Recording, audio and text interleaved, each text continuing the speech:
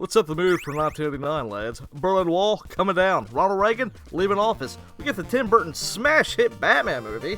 And on top of that, the Tiananmen Square massacre. Well, that's a thing that may or may not have happened according to some people. However, Peter Laird and Kevin Eastman, they are both currently celebrating 6 years of success of their Teenage Mutant Ninja Turtle comic that just took off like a rocket. You know, the thing they made as a little goof, a little gag? Hey, you know, couldn't happen to better fellas. But you know what? Hey, wait, hey, yo, Bebop Rocksteady, hey, how you doing, fellas? Fun fact, so, Peter Laird and Kevin Eastman, they both despise Bebop Rocksteady. They were supposed to be in the sequel to the live-action movie. You know, Secret of the Ooze? The one with Vanilla Ice? Yeah, they were supposed to be in there, but, Eastman and Laird, they both said, nah, we're gonna put in Toka and Razor instead. And you know what? Not a bad choice, I guess. Yet of all things given to us this year, of all the things that happened, of all the human atrocities and achievements, one of the greatest things to happen was Konami finally giving us the Ninja Turtle game. Not just one, mind you. Two that mattered most, because the home computer ports, never touched them, couldn't tell you. However, the 4-player arcade cabinet, magic. The single-player NES outing on the platforming level, you know, it's a fine game. You've been lied to for years and misinformed that this is indeed truly a horrible game. Ladies and gentlemen, I am here to let you know, we're gonna have fun today. We're gonna have fun with this. Speaking of fun, let's talk about weapons. Here we have a single throwing star, which is basically just your Castlevania dagger. And here we have the triple throwing star, which is Alucard's triple fireball attack from Castlevania 3. And now that we've killed the Rat King twice, we have the boomerang. By chance. Boomerang functions exactly like the cross from Castlevania. Boomerang goes out, boomerang comes in. Everybody else cheeses this fight by standing there on top of the box with Donnie, but we got boomerangs, so we're just gonna make quick work of Rocksteady and kill him early, alright?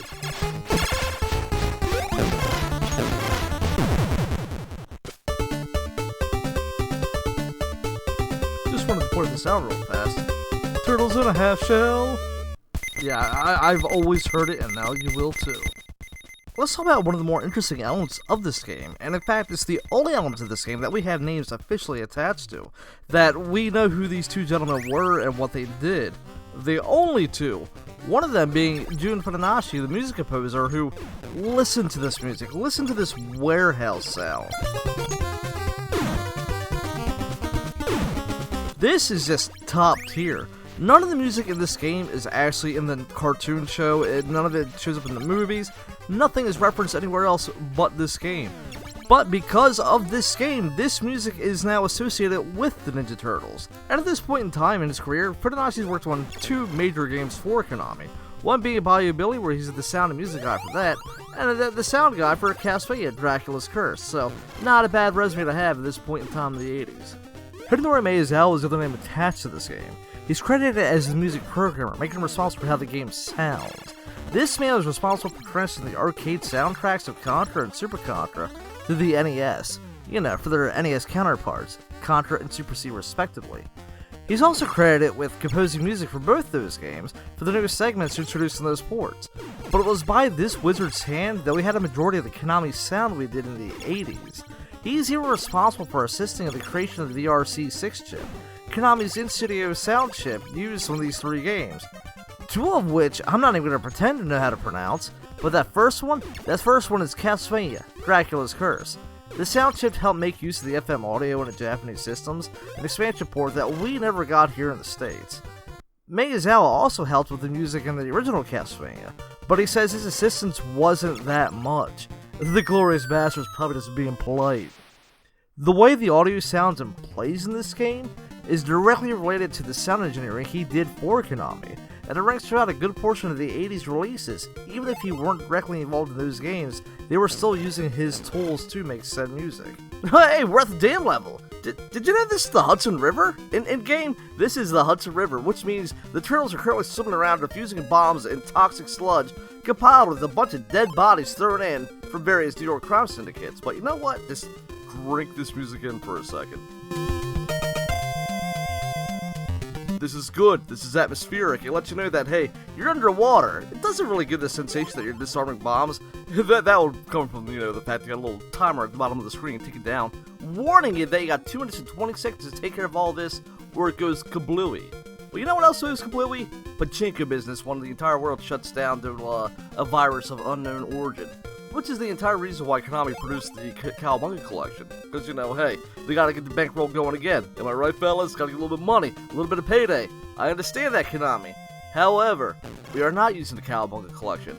We are using the NES modified with component video for better video capture and display. Which, crisp, sharp, better colors. Good stuff. Not to mention faux stereo. We'll take it, though, this same channel twice. It works. And we're also using the original cartridge for the game as well, because it sold 4.1 million copies, making it one of the top 10 highest selling NES games, which means it ain't that hard to get a hold of. Sure, we could have used the Cowabunga collection in the save states, but it's a lot like a flashlight. It's close proximity, but it ain't the same. So I'll take the real thing.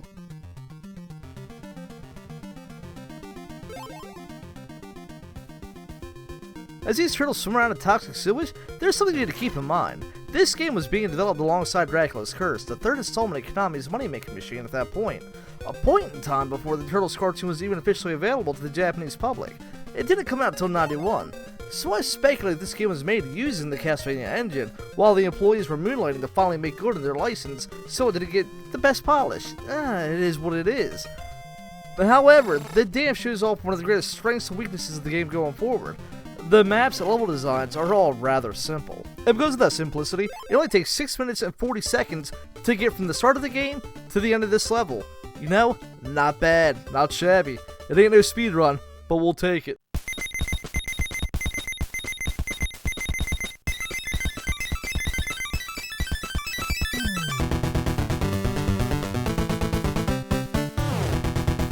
Cutscenes in my video game from the 80s? What, we got Ninja Gaiden money now? If a federal court finds that a personal radio station operator has willingly and knowingly violated any provision of the Communications Act, that operator may be fined up to $10,000 or be imprisoned for a period not exceeding 1 year, or both. Not only is he illegally broadcasting, which he's broadcasting through a tower that's going down to the sewers, which is kind of impressive, but on top of that, bragging about kidnapping an elderly person. Even if that elderly person is a rat who knows Kung Fu, it's still pretty much against the law, Shredder. What are you doing, buddy? Calm down! As you can see during our conversation with Mr. Neil here, the boys are all roughed up from swimming around in the Hudson River, which means we're going to abuse one of the nicest things about this game, the infinite items. You just go into this building here, you get yourself a nice little pizza pie, fill up your health, go outside, come back in, and it's floating there again. If there's anything you need to know, it's right here. This is a tutorial that nobody told you about. You better master falling down tight little holes like that. It's important later, I promise.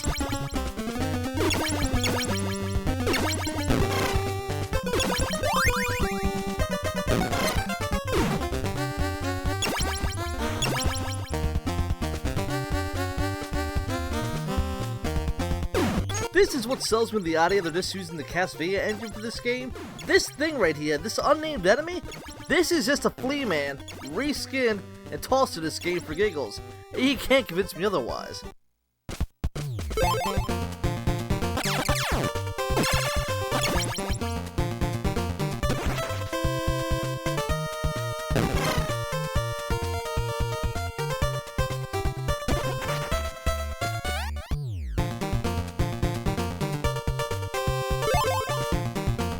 One of the more interesting aspects of this game that can be used to alter the difficulty for the player is the pseudo-RNG system. Most levels that aren't boss levels have an A and B enemy roster. Here you can see the Castlevania 4 Mudman on the left with some robots. Meanwhile, on the right we have a legally distinct battle toad and Johnny Storm overhead, called a Fire Freak in the manual. The toad and the Mudman didn't get any names, in fact a lot of the enemies didn't. Just leave and re-enter a level until you get a set of enemies you feel like dealing with.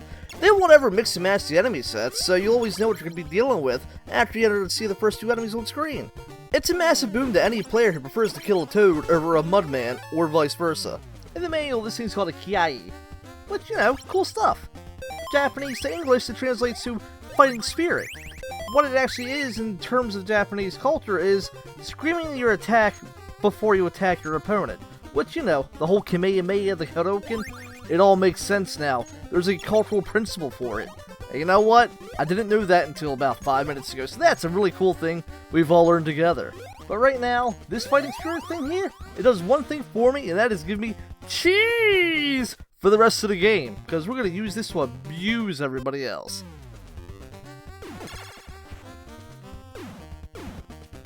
As we meander through Wall Street, yes, this is Wall Street, you may not recognize it because in the 80s we made buildings with concrete blocks and steel slabs, and people had to climb obstacles to prove they were worthy of clocking in that day. You notice, like I said earlier, that the level layouts aren't very complex or complicated. This game's target audience were the 5 to 9 year olds being trained to be highly addicted consumers at a young age, which meant they were going to make it a fairly predictable set of events, which turns this whole game into a trial and error simulator, which often means that a lot of deaths or errors in this can just be attributed to poor timing for the most part. Oh, you son of a...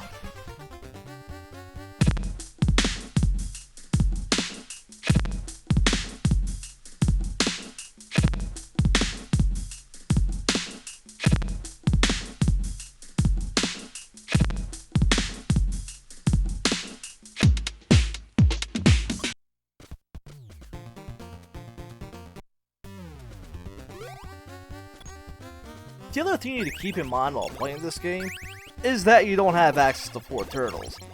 What you have access to is a single Donatello who has 3 additional health bars that you need to maintain. If a turtle gets captured, you're sent to the overworld map and lose any and all progress you made up to that point in the level. And now that we have the Kiai, which I always just thought was a laser gun, you now have 4 long-range Donatellos, and your gameplay is going to change drastically. It's no longer the enemies and sudden drops you have to worry about. You don't have to worry about picking up another weapon icon, which will just directly piss your Cheerios. And we don't like piss-flavored Cheerios here, do we? No. No, we do not.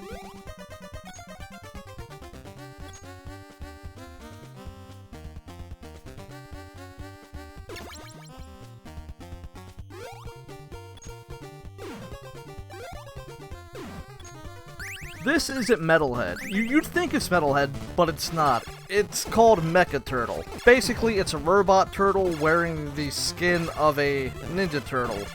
Kinda weird, but hey, who am I to judge?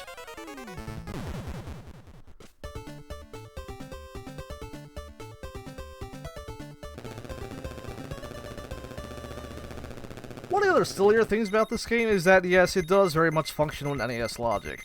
Which means most of your enemies can be defeated by just walking kind of off screen and getting an advantage into the void. But right here, you can also have your enemies multiply on you. Which, yeah, you know, it's whatever. We want the pizza. That's all we goddamn want is the pizza.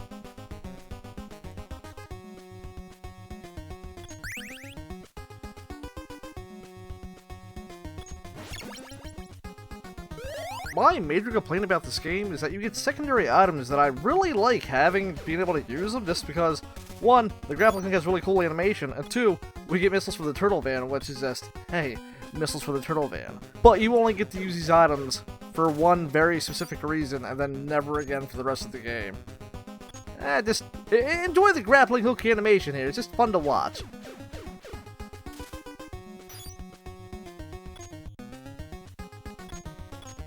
John F. Kennedy International Airport is the main international airport serving New York City. The airport is the busiest of 7 airports in the New York airport system, the 13th busiest airport in the United States, and busiest international air passenger gateway into North America.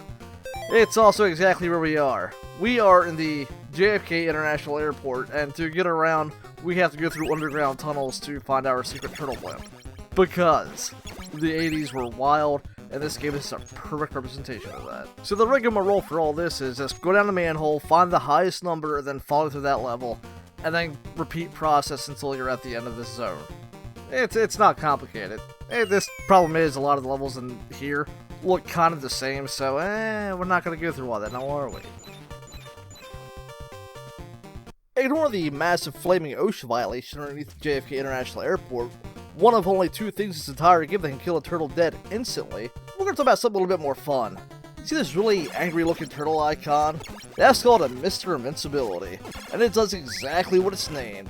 It turns you into an invulnerable, unstoppable force of nature, the peak evolution of what a turtle can become. A 360 degrees rotating ball of death. Why Konami decided this was going to be the default for the turtles going forward with Mr. the Games, couldn't tell ya. As we remove another Rat King from existence, let's talk about the game's controls real fast.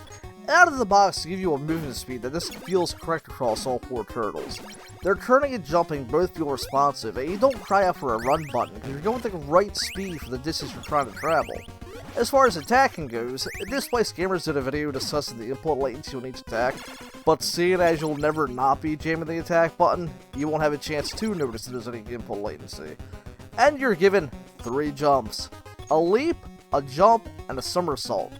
Each one with a specific use case, and with this being a trial and error game, you pick up when and where you're going to use each one, and how. Honestly, the controls are just fine. If there's anything you complain about the game, it's really not those at all. These walls cascading in on me are the second thing that can kill a turtle in one hit, but because I mastered the art of falling earlier through the little tutorial, I don't gotta worry about it.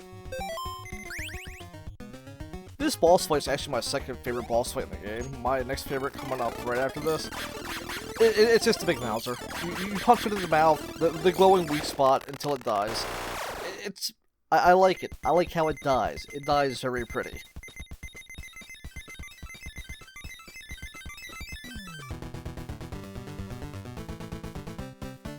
This right here is unfortunately the biggest travesty the game has to put in your lap.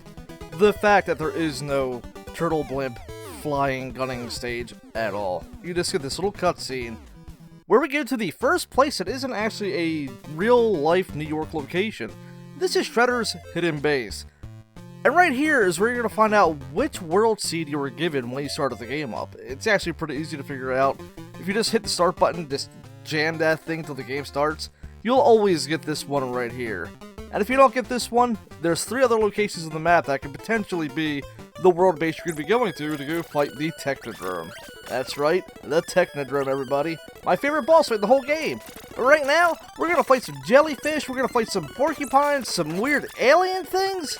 You could say this stuff came from Dimension X, but I don't think Dimension X is quite on the books at this point in time. This is another boss fight that we're just going to slice and dice and throw to the side. The whole thing is, you gotta hit the big Technodrome eye. You're able to knock off other parts of the Technodrome while it's trying to fire foot soldiers at you, but don't worry about that. Just pelt this thing down with shouts and screams. With my favorite boss fight down, the game decides to show me how much God and the RNG system hate me. Immediately Space Ace. You either get these guys at the start, or foot soldiers, and I got Spirit Halloween astronauts.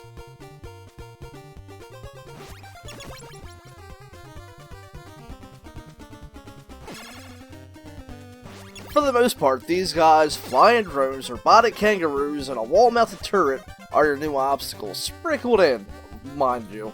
With a couple of the run-of-the-mill enemies you've seen a few dozen times up to this point, which is fine, because we brought enough Hadoukens for everybody. At this point, there is no more going back. The only option to get more health in this level are 2 pizzas, and if you're like me, you'll lose most of your health trying to get to either one of them. Almost completely negating the effort, but you know what? They are there. So, why this waste?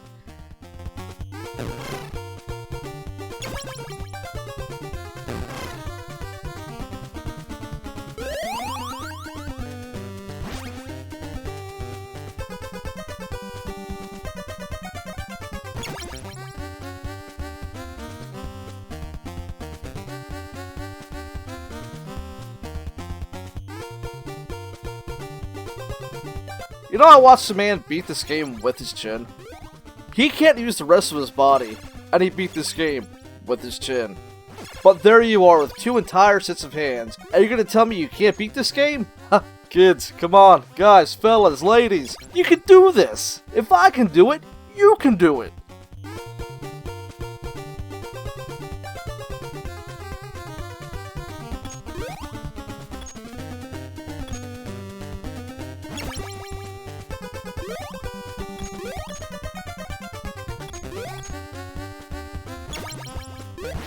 Did you know Kevin Eastman was married to the Queen of B-movies, Julie Strain, who has a biography titled 6'1" worth to climb for 11 years. Unfortunately, Miss Strain passed away in 2021. Eastman published Heavy Metal Magazine up until 2020, even after he sold the magazine in January of 2014, of which Miss Strain was a prominent part of. Peter Laird, however, basically continued to ride the wave of the Turtle fame, and after two of them split up after the failed live-action TV show that featured Venus de Milo, the two of them got back together in 2019 and started career producing the last run of storyline, which apparently everybody's in love with.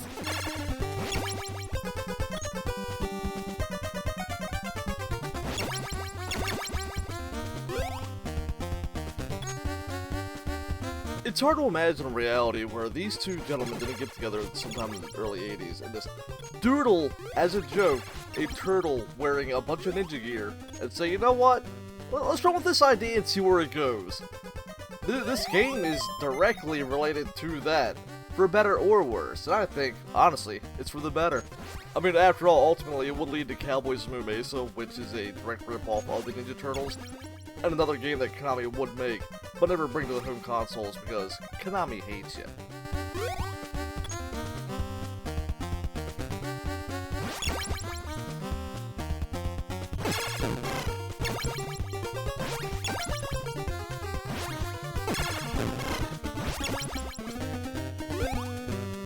For all the tedium, this being the longest level, there is a lot of tedium. The developers said, hey, let's give this fella a little Mr. Invincibility as a reward, as a treat, if you will.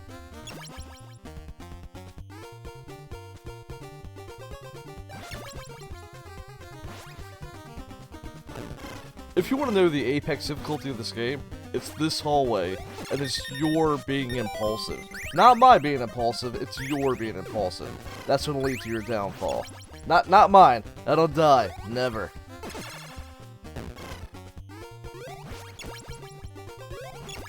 And just like when we go through the dam level together, you need to keep one thing in mind. You have 4 health bars you can utilize. Utilize all 4 here, or, you know, play better. Either one's an option. I want to utilize all 4 health bars, though.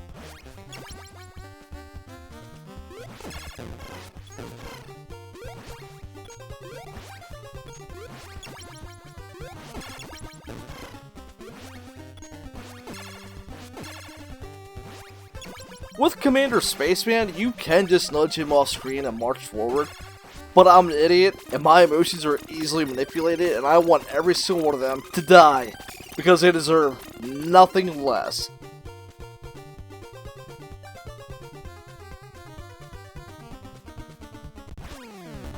After we put this final space turret to the goddamn ground where he belongs, we're gonna go fight the big bad of the whole game, the whole Ninja Turtle franchise. The one, the only, Ultimate Warrior as the Shredder. Now getting in here, the fight's not going to be too complicated because we are just going to pepper this man down with the one attack we've been using this entire time. And you know what? It's going to be magnificent, it's going to be great, and there's nothing he can do to possibly stop any of us. See? Pretty easy. One and done. We're done here, everybody. Shredder's dead.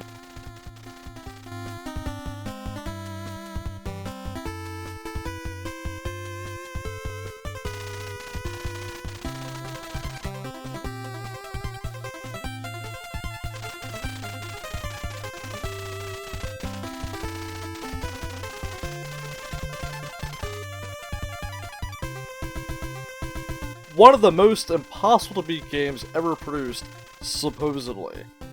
Do I think you, as a potential 80s baby, or a 90s kid whose parents got the NES cheap at Toys R Us because they were trying to unload the remaining systems on any sucker they could, should really sit down and give this game a go again? Yes. Is it perfect? No. You're going to take some hits and fly back 50 feet, and it's going to be frustrating as hell at times. But it's well worth your playthrough, especially if you've never taken this ride to completion on your own. For all the weird enemies who aren't even throwaway toys or used in the cartoons or comics, it gives familiarity. And as far as I can tell, they accidentally predicted Metalhead with Mecha Turtle.